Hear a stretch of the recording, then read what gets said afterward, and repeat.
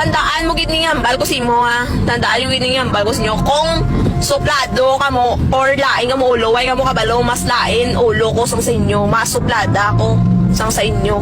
Tandaan nyo na. So, wala kaya sa, hindi kaya affected sa mga Hindi ko basher? affected sa mga basher ya. A few moments later. Diba, sa damo ng mga bashers.